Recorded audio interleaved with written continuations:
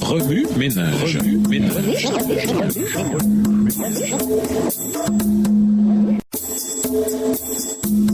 Remue ménage.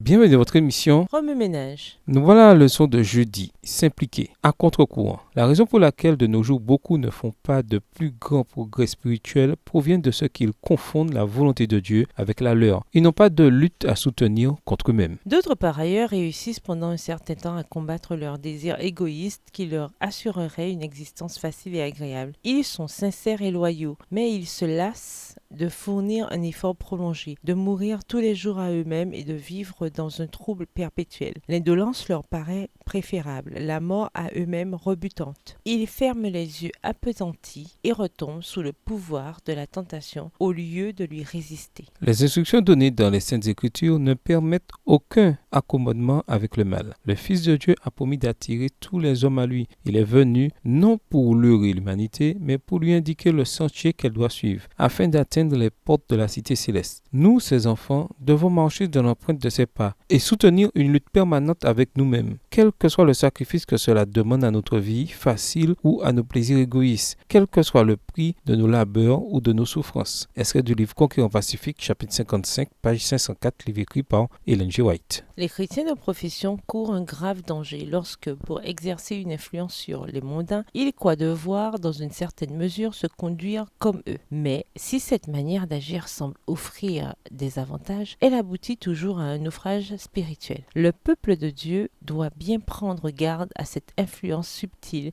qui pénètre dans l'âme par les artifices séduisants des ennemis de la vérité. Les chrétiens sont des pèlerins et des voyageurs sur la terre. Ils cheminent dans un sentier hérissé d'obstacles. Ils ne doivent pas prêter attention aux habiles subterfuges et sollicitations flatteuses qui les entraîneraient à la désobéissance. Texte tiré du livre Prophètes et rois au chapitre 46 à la page 431. Remue-ménage. Après avoir analysé le passage de cette semaine et révisé votre verset à mémoriser, quelles sont les implications personnelles que vous pouvez faire dans votre vie? Quelles sont les applications pratiques que vous devez faire à votre école, dans votre famille, à votre travail et à l'église? En quoi le verset à mémoriser s'applique-t-il dans votre vie cette semaine? Au revoir. Et à demain si tu veux.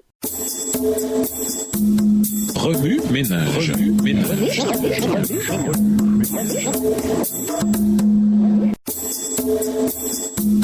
Remue ménage.